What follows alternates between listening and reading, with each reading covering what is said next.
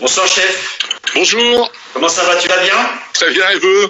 Bon, très très bien, je te remercie. C'est un plaisir de t'accueillir parmi nous. C'est adorable. Les gens de la sommellerie et de la gastronomie. Tout ça, c'est une grande famille. Donc un grand merci d'être là. La journée s'est bien passée? Impeccable. Longue journée, beaucoup de choses à régler aujourd'hui. J'imagine, on va rentrer dans le sujet un peu de l'actualité qui nous amène finalement. Le confinement aussi, c'est de bon de pouvoir faire en sorte qu'on puisse se retrouver, même si c'est à travers les réseaux, et ça permet des bonnes opportunités également. Bonsoir Olivier Poussier, qui est avec nous avant-hier et qui nous suit aussi. Bonsoir à Olivier. Les gens qui sont là autour de nous. Un petit mot d'abord, Bruno Verjus, pour te présenter.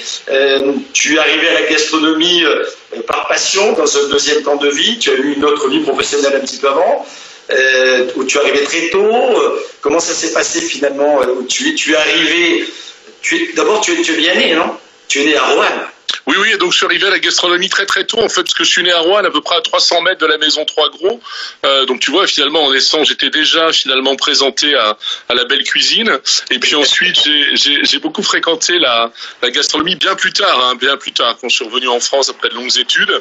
Et là, mais j'ai fréquenté du côté de la table, pas du côté de la cuisine. Et puis c'est effectivement sur le tard, mais très très tard, c'est-à-dire à un âge où la plupart des chefs arrêtent, que moi j'ai commencé, c'est-à-dire j'avais 54 ans et j'ai décidé d'ouvrir un restaurant et de devenir chef. Parce qu'avant, donc tu es né à Roanne, connu pour Trois Gros.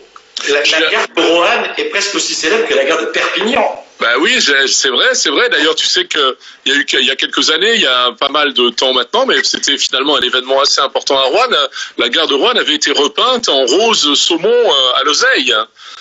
Tu vois, en hommage à la maison Trois Gros qui était à peu près en face.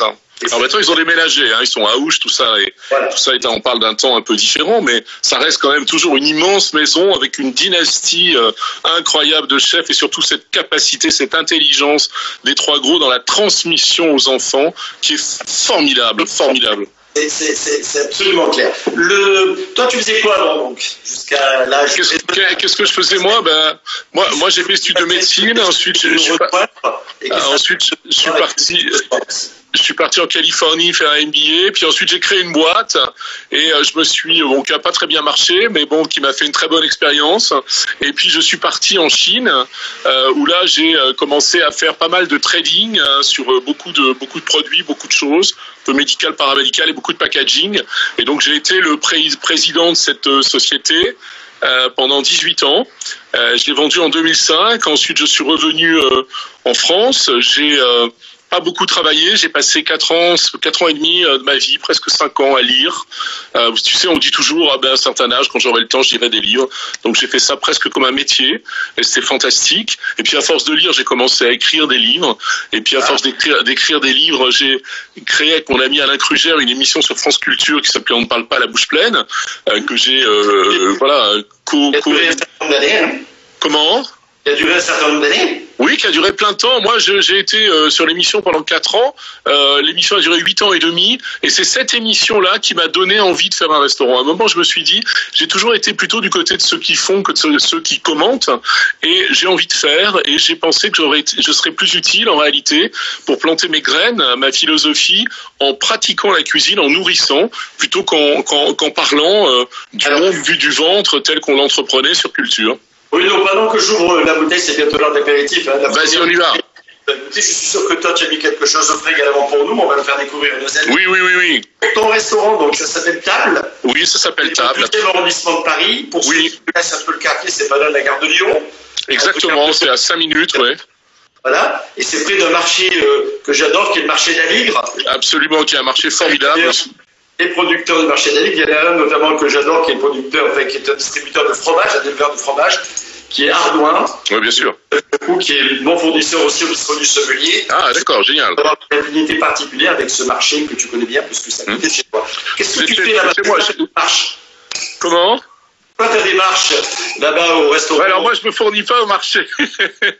Ou alors de temps en temps, mais plutôt en dépannage. Moi, je travaille, en fait, si tu veux, le principe fondateur de Table, c'est de travailler avec des producteurs en direct. Donc, moi, j'ai toujours été, alors même quand j'étais de retour en France, etc., j'ai toujours été fasciné, bien sûr, par le bien manger, par la cuisine, c'était formidable, mais surtout et avant tout par les hommes.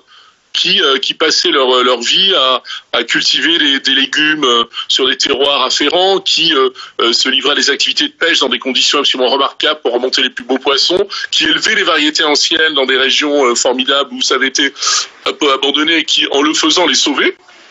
Et donc, quand j'ai créé Table, évidemment, j'ai donné la parole à ces gens-là parce que ils étaient, moi, ma muse pour créer de la cuisine.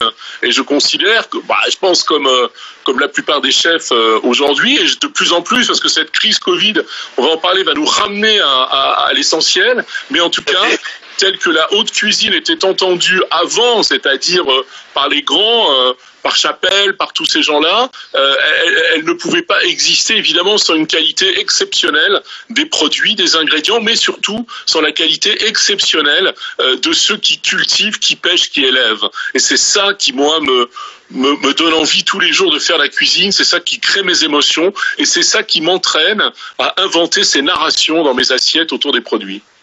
Tu as tout à fait raison, l'inspiration vient de là. C'est magnifier effectivement ces produits en les accompagnant sans quelque part les brutaliser, en leur donnant finalement, en respectant leur saveur, souvent les textures, parce que les textures c'est super important. Bien sûr. Côté vin, parce que finalement notre rendez-vous est axé pas mal autour du... Oui, on va parler vin, bien sûr.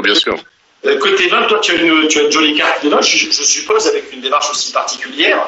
Oui, alors moi j'ai une démarche sur les vins pareil, de la même façon, tu vois, c'est-à-dire que j'ai des vins de vignerons qui sont passionnés. Alors j'ai pas un goût particulier, sauf rares occasions, pour les choses très déviantes, très bizarres, etc. Parce que je considère qu'un vin doit d'abord, tu vois, offrir aussi des bonnes qualités organoleptiques, c'est-à-dire faire du bien, pas faire du mal. J'ai une grande passion pour le vin. J'ai une carte des vins avec plus de, je pense, pas loin de 900 références de vin quand même, tu vois, avec des belles profondeurs de millésime. Et on est plutôt effectivement sur des vins de vignerons qu'on appellerait aujourd'hui des vins naturels, mais qui sont pas forcément des vins sans sulfite du tout, on s'en fout. Mais en tout cas des vins qui ont des qualités essentielles pour réjouir ceux qui les boivent et se marier avec la belle cuisine. Tout à fait. Alors pour ce soir, parce que ça s'appelle Déguster Confit, oui. Je rappelle que ce petit programme a été mis en œuvre et créé par l'Union de la Sommelier française. Formidable. La société qui représente la filière du vin, avec ses 21 membres qui sont des comités interprofessionnels. Oui. Inter-Rhône, Inter-Loire, comité du Champagne, tout le monde. Vraiment tout le monde. Donc c'est vraiment la grande famille du vin, et puis l'Union de la Sommelier française. Donc je t'avais demandé de nous choisir pour ce soir, allez, un ou deux coups de cœur pour qu'on puisse... Oui, alors du coup, et puis après tu m'as un peu provoqué en disant ouais mais si t'as d'autres trucs, donc du coup j'ai 22 coups de cœur. Non mais alors tu sais quoi, on est... Juste une petite... oui. Bon, d'abord, merci pour tous les gens qui nous écoutent. Vous êtes plein à réagir, à nous... Voilà, vraiment, c'est super sympa. N'hésitez pas à nous poser des questions, hein, ou à intervenir dans le cours du fil de notre discussion, les uns les autres. Voilà. Par exemple, c'est quoi la qualité... Voilà, très bien, oui. C'est une bonne question. Je pense que... Charlotte. C'est de donner du plaisir, la qualité essentielle d'un vin. C'est en même temps d'être le reflet de son terroir, d'être le reflet de l'esprit du vigneron, mais c'est de donner du plaisir, c'est très important. Alors, ton premier vin, ce soir, c'est quoi? Alors, écoute, tu sais quoi, on va moi j'aime bien l'apéritif, un coup de champagne. Oui, je t'en ai pas parlé, mais... Et alors, il y a un champagne... Il y a un champagne que j'adore, qui est un premier cru à vertu, donc qui est un blanc de blanc, un chardonnay, non dosé, non sulfité, qui est vraiment dans la tension, dans la fraîcheur, avec une bulle assez fine, de chez Pascal Doquet. Je ne sais pas si tu le connais, évidemment que tu le connais. Vertu, c'est un très joli terroir viticole. Voilà, tu vois, je sais pas, voilà. Tu vois, alors on la voit à l'envers, malheureusement, l'étiquette. Oui, alors elle est à l'envers. Bon, c'est Pascal Doquet, écrit à l'envers. Voilà, exactement. Tu vois, voilà, c'est ça. Bon, alors moi ça j'aime beaucoup. Et puis, tu vois, sur ces vins d'apéritif comme ça, et sur les vins qui fonctionnent aussi sur mes entrées, quand on est toujours dans la, tu vois, dans l'espèce de mise en éveil des papilles, mise en éveil de l'appétit, mise en éveil des sensations, après les mots qu'on lit sur la carte, qui sont évidemment la première rencontre avec la cuisine et qui, eux, te mettent en éveil l'esprit, le cerveau.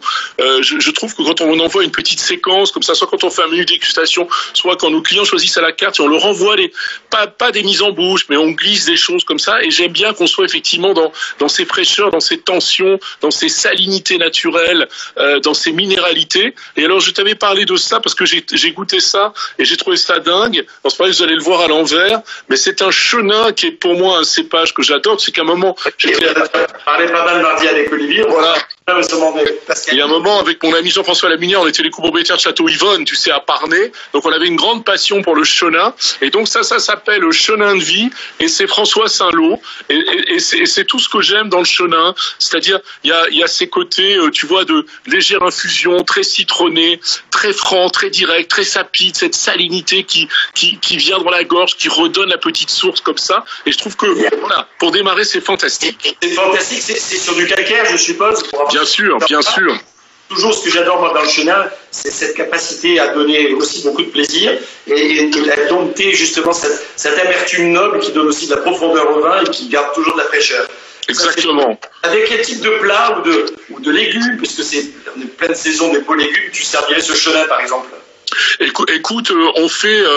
Moi, je le marierais volontiers, tu vois, sur quelque chose qu'on n'a peut-être pas l'habitude. Les gens peut-être se précipitent pas dessus pour tout un tas de bonnes et mauvaises raisons, qui serait de travailler des betteraves. Tu vois, on a la chance le printemps. Bon, évidemment, on pense petits pois, asperges, fèves, etc. Toutes les choses vertes qui commencent à sortir et qui sont dingues. Mais on a aussi toutes les légumes racines jeunes, c'est-à-dire les jeunes carottes, les jeunes navets, les jeunes panais et les jeunes betteraves. On a aujourd'hui un travail qui est conduit sur différentes variétés de betteraves. Donc on a de la crapaudine en passant par les chioggia, les fameuses chioggia d'Italie. Et je trouve que ces betteraves-là, on peut aujourd'hui les cuire de différentes façons.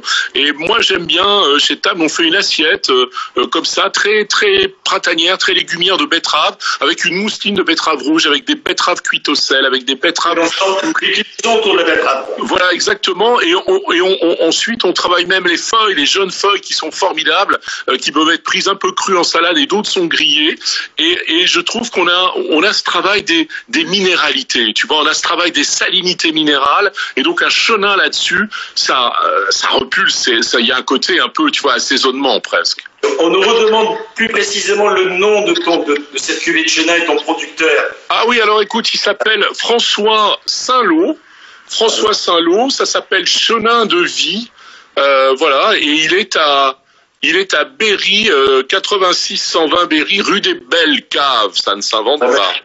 Ce que je peux proposer à nos amis qui nous écoutent, c'est que on les photos des bouteilles, voilà, je te les envoie. Des bouteilles dont avec plaisir. De manière à ce que chacun puisse s'y retrouver. Moi, j'ai ouvert, donc pendant que je discutais, tu as vu que j'ai pas perdu mon temps. Hein. Ouais, j'ai vu. Avec une bouteille. Je vais essayer de vous la montrer en renversant l'image. Voilà, on va voir si ça fonctionne. Voilà, donc moi je vous ai ouvert un Saint-Péret 2012 de chez Guy Farge, une cuvée qui s'appelle Grain de Silex. Donc là, pour le coup, c'est un peu différent par rapport à tout à l'heure. Bien sûr, on n'est plus sur du Chenin, on est dans le nord de la vallée du Rhône. C'est un assemblage de Roussanne et de Marsanne. Même si la Marsanne aujourd'hui est assez dominante, j'ai dire, dans cette appellation. Et Saint-Péret, c'est une petite appellation qui est juste à côté de Cornas, en face de Valence, sur les contreforts ardéchois. Et c'est un millésime 2012, d'où cette couleur assez dorée, caractéristique des blancs avec une certaine évolution. Elle est belle, hein, la robe est magnifique.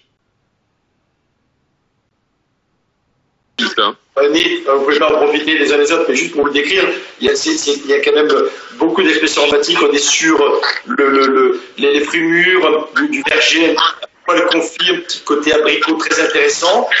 Surtout ensuite en bouche, si j'ose le goûter devant vous. Hein. Quel beau métier. Hein.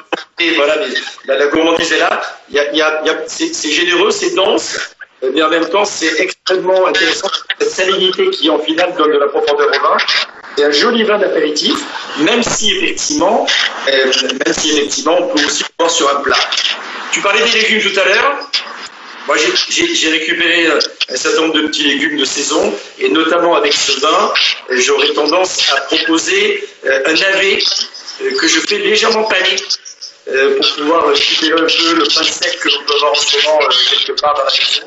Et donc légèrement pané pour que le croustillant finalement de la panure vienne apporter le balancier avec le côté un peu sucré du navet en bouche, et c'est super intéressant comme petit croustillant comme ça d'apéritif quelque part.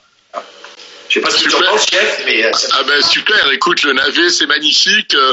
Hier soir, j'ai travaillé des navets, justement des jeunes navets, que j'ai travaillé avec les derniers kumquats de Eus, là, des successeurs de Bachès, tu vois, un tout petit peu de safran, cuit comme ça, petite eau gazeuse, amené vraiment tout tranquillement, un petit peu d'huile d'olive, petite noix de beurre à la fin, et c'est fantastique. Et je pense que là, en plus, on serait même, tu vois, dans les allitérations de couleurs de ton Saint-Péret, donc c'est très cohérent, c'est très beau.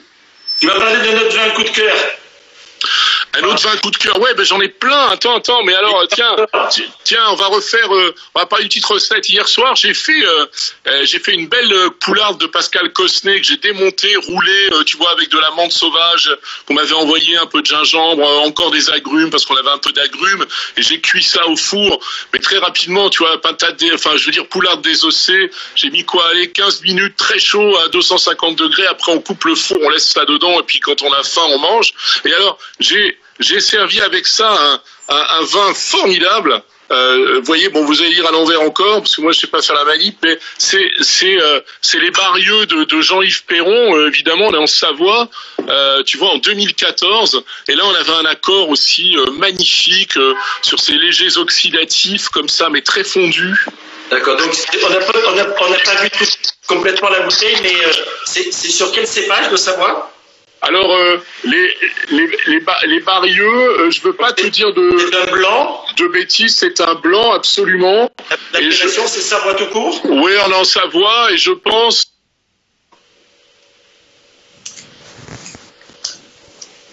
Alors, on a perdu mais voilà, il revient, j'espère, pour un petit moment avec nous. Roussanne et Jacquière. La Jacquière et la Roussanne.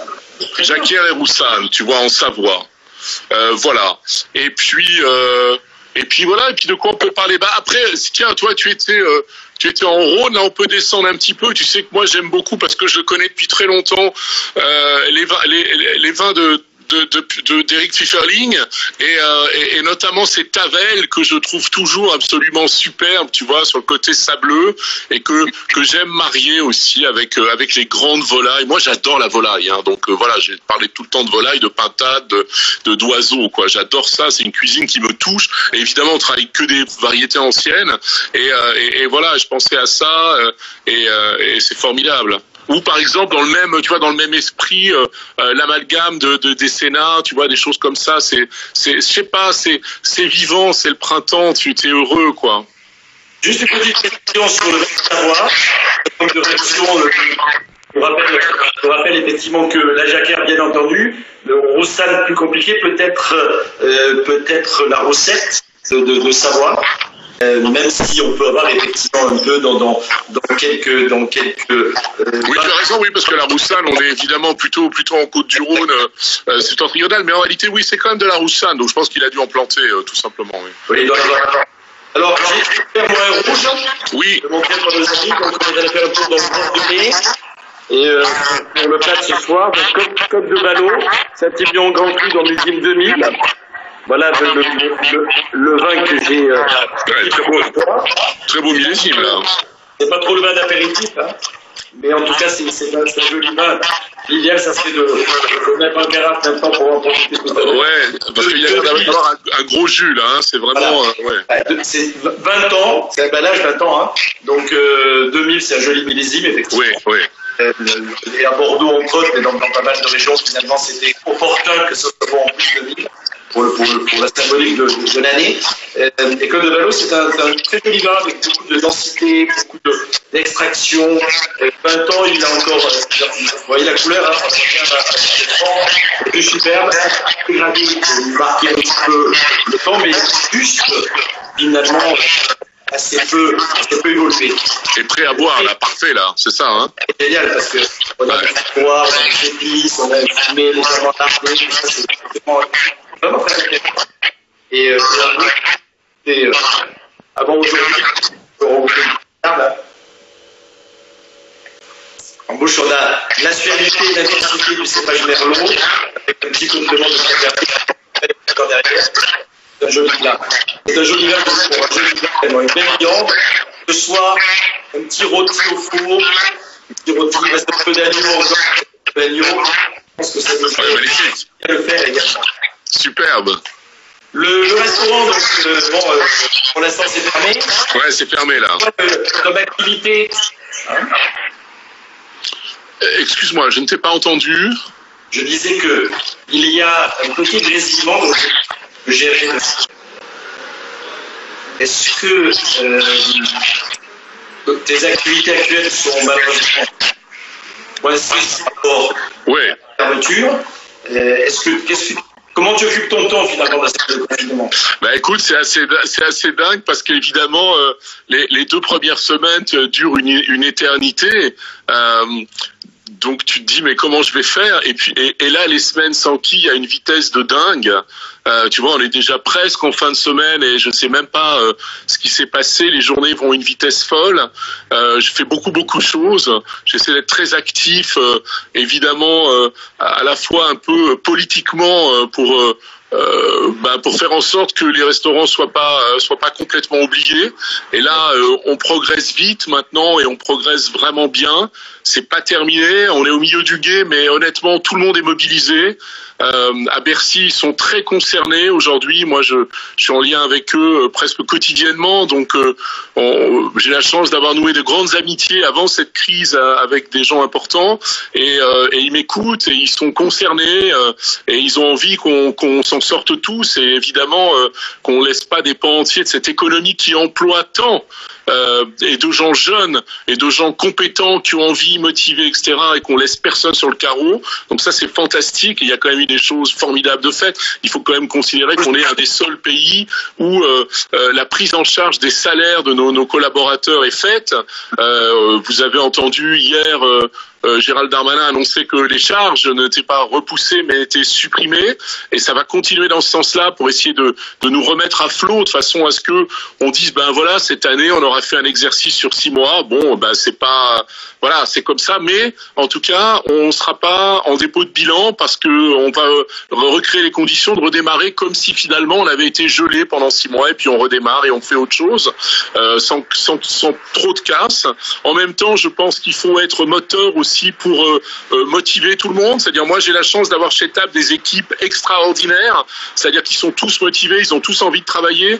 Donc on va lancer, on est en train de réfléchir au format, mais on a 2 priorités. La première, c'est sauver nos producteurs qui eux prennent cher, parce que ces petits producteurs-là, ils n'ont évidemment pas de réseau de vente en dehors des restaurants, parce que c'est comme ça. Et donc moi je me suis dit mais c'est génial, parce que d'une certaine façon on va leur ouvrir un réseau de vente qu'ils n'avaient pas, et puis on va permettre aux particuliers et au grand public de goûter des produits exceptionnels.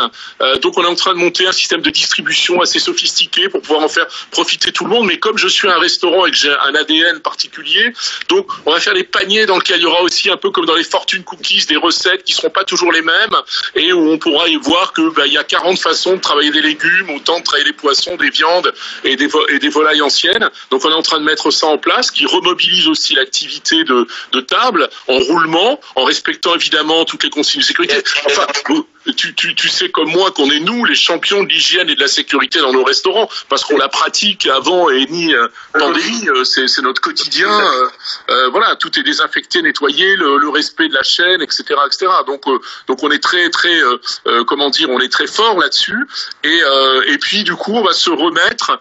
en mode de marche pour pouvoir non pas démarrer la voiture le jour où tout redémarre, mais avoir une voiture déjà lancée qui va pouvoir amener des solutions. Et puis en même temps, on est aussi obligé de se recréer, de se réinventer, de se dire que probablement la consommation dans les restaurants sera différente, va pas se repasser comme ça instantanément, ça va mettre du temps, beaucoup de temps, et donc il va falloir réinventer une autre façon d'être prosélyte de notre philosophie, de nos produits, de notre talent, de nos cuisines. Voilà. Qu'est-ce que tu lis, si tu as un petit moment dans cette... Oui, alors je lis un peu. Alors tu sais, moi je lis aujourd'hui, je lis comme finalement on va ramasser des plantes sauvages ou tu vois comme je picore un peu comme ça. Donc j'ai quelques livres avec moi. Je suis pas dans mon appartement là, donc j'ai pas toute ma bibliothèque sous la main. Mais j'ai amené des choses. Écoute, au titre de picorer, tu vois, le Fernando Pessoa, le livre de l'intranquillité, au-delà du titre, je trouve que c'est ce livre de réflexion permanente, comme ça a été extrêmement intelligent, et on a besoin de ça, même si on veut pas se mettre dans la lecture d'un roman, comme moi je le faisais avant. Là je relis des passages de choses qui m'ont intéressé, que j'ai un peu oublié, mais je trouve que ce bouquin de Pessoa, tu vois, tu ouvres une page, et puis c'est comme j'aime bien cette idée du fortune cookies, là, je suis un peu obsédé, mais je trouve ça génial parce que finalement tu ouvres une page et tu trouves toujours un truc qui va te concerner, tu vois, c'est comme un hiking mais intéressant finalement dans la lecture. Et puis j'ai un autre livre très marrant parce que moi tu sais on en a pas parlé, mais ma grande fascination, ma grande obsession, c'est la mer. Et la mer pour moi c'est l'île Dieu, c'est cet endroit magique où j'ai cristallisé probablement une grande partie de mon imaginaire pour la cuisine entre le sauvage et puis la côte. Et donc j'ai ce livre formidable aussi anglais qui s'appelle Overminds et qui parle évidemment du cerveau des octopus et cette façon comment ces animaux qui sont pas très tu vois qui se vivent pas finalement en meute et qui n'évoluent pas les uns par rapport aux autres ont su évoluer tout seuls de manière assez fascinante. Et je trouve que c'est toujours intéressant d'avoir ces lectures là quand on est dans des moments un peu différents où il faut se réinventer, où il faut être capable justement de décloisonner son cerveau, de penser plus haut que ce qu'on a l'habitude de penser habituellement, et je trouve que ça ouvre des horizons, c'est intéressant. Bon, après il y a plein d'autres trucs. J'ai amené mon Rimbaud, j'ai Proust où je vais picorer des choses, j'ai énormément de choses. Oui, Proust, on peut se mettre là et passer un bon moment. Ouais, alors ça a été presque, tu vois, 8 mois de ma vie de lire Proust en pléiade entier, avec des moments enthousiasmants, etc., des moments très très chiants aussi, mais formidables. Bon, on va bientôt conclure, il faudrait que tu baisses légèrement le son. Oui. Le son de mon téléphone. Voilà. Comme ça, il y a moins d'écho entre nous et ça fonctionne bien mieux pour... Ok. Génial, merci beaucoup. On va conclure, donc, déjà pour te remercier, pour te souhaiter bon courage et bon courage à vous tous qui nous écoutez, dans cette période de confinement. Soyez raisonnables dans votre comportement, mais profitez aussi de la vie, c'est important.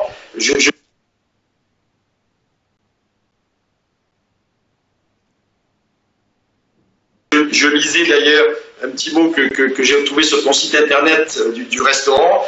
Pour toi, le bonheur de la table rend doublement vivant. Et ces mots sont forts en ce moment. Et la joie est l'ossature de l'homme. Et effectivement, sans joie, finalement, pas spécialement de vie, parce que c'est un vrai moteur aussi, bien entendu, la joie et le plaisir. C'est fondamental. La table a un rôle à jouer dans cet équilibre psychologique qui permet effectivement de vivre, de survivre.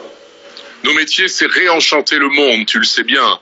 Et donc, c'est pour ça que la joie est l'ossature de l'homme et qu'on est là pour réenchanter le monde. Dis-moi juste une chose avant de partir. On boit un petit coup de Saint-Romain de Cossard, quand même, parce que les Bourgognes, moi, j'ai quand même une grande fascination pour les Bourgognes rouges.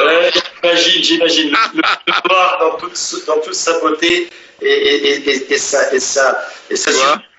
voilà, les Bottineaux, c'est quand même magnifique. De toute façon, tous les vins sont extraordinaires, c'est ça. On se retrouve très vite, le plus vite possible, j'allais dans ton restaurant. Juste pour vous remercier encore tous d'avoir partagé ce moment avec nous. Merci à Vin Société, merci à à toutes les équipes de l'Union nationale française et à tous les gens qui nous ont aidés à préparer ce live. Un petit mot sur le comité de vin de Champagne qui vient de lancer un blog d'ailleurs consacré au champagne sur Internet. Donc sur le site du comité des vins de Champagne, on peut trouver beaucoup d'informations sur cette formation en ligne. L'Interlord propose également des portraits de vignerons en ce moment pour mettre en valeur effectivement tous les vignerons qui ont un petit peu de temps à consacrer, à communiquer. Et le Beaujolais, avec les bistrots Beaujolais, qui est un réseau des ambassadeurs du Beaujolais, lancé par Inter-Beaujolais, propose également de la vente emportée, des livraisons, de remettre effectivement en valeur le terroir, d'aider la filière qu'elle a bien besoin en ce moment. Donc bonsoir à toi Bruno, bonsoir à vous tous.